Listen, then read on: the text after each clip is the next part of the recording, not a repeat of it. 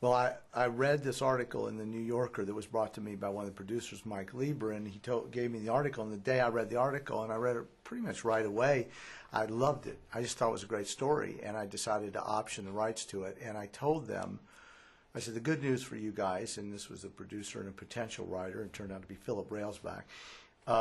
The good news for you is I am going to option it as a producer, which is what they wanted. And I said, the bad news for you is that one day I'm going to direct the movie. And of course, they were stuck because they wanted me to option it. So they were going, oh, yeah, that sounds like a really good idea. They didn't mean it, but I meant it. And so I was, from the very get-go, I just loved it, and I was determined. Since I've been looking for something to ultimately direct, and I don't know, it just spoke to me. It just touched me in a very profound way, and I just got on the track to do it.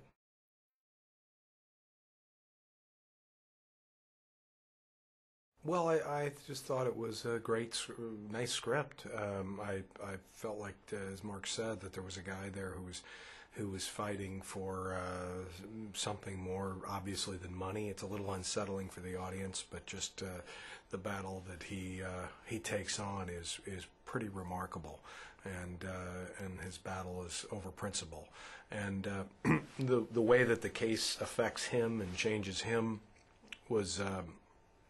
Felt very real to me, and seeing the damage that it did to his family and the people around him was pretty remarkable. So great. Yeah, it's a much better job. Word. Well, I'd like to say, look, it's hard, and I didn't sleep a lot of nights, and you're always anxious, but directing a film is a great job, and I can't lie and say anything differently than that. I mean, for me it was. And, you just have an opportunity. It's such a collaborative medium, and that's what people don't, they have to truly understand. But when you get an opportunity to be on a team and work and get to make a lot of the decisions and certainly make them in concert with people you respect, and you have a vision what you want to do, it's exciting. It's exciting to see it come together from pieces of paper that have just little numbers and letters on them to something that's alive. So I loved the experience. It was great.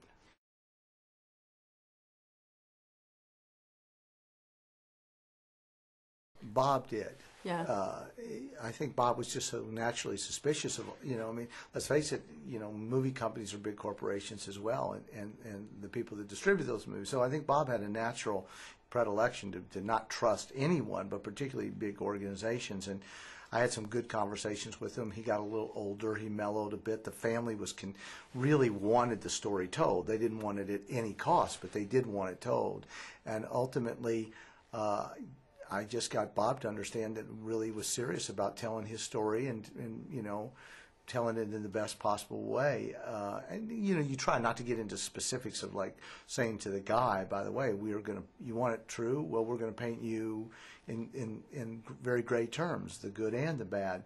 And then the family they were consultants on the movie, and they understood that they were going to have to see us render the character with, truth to it, and that's what Greg brought to it in spades. And so, in the end, they were very, very happy. I mean, when we showed them the movie in Detroit by themselves for the first time, they were just a wreck. I mean, they couldn't even talk, and Phyllis, who the ex-wife, was just sobbing. How did that feel for you, Greg? Did you feel like you'd actually, accomplished something?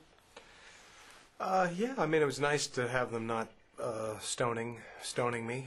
Better that than tomatoes.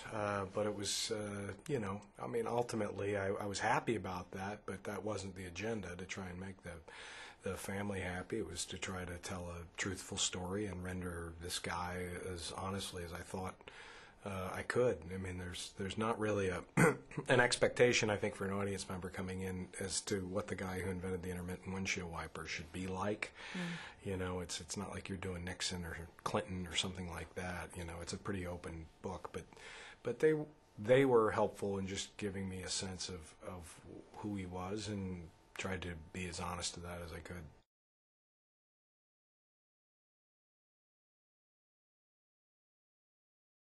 Well, Greg, a lot of people don't know he came up with, what was it, the Cheetos? The wheel? No, the Cheetos that he came up with? Salsa-flavored tortilla chips. I think Greg came up with salsa-flavored tortilla chips, and I've always respected him for that. Woody Harrelson, who I know a little bit, came up with a round beach towel so that you can just turn your body without having to readjust your towel as the sun changes. I always thought, not a bad idea. Why didn't that take off? There's a guy with too much time on his hands. It is. Yeah. There's a guy that spent a lot of time in the sand. Well, thank you very much for talking to us today. Very nice to meet you. Thank you. Appreciate it.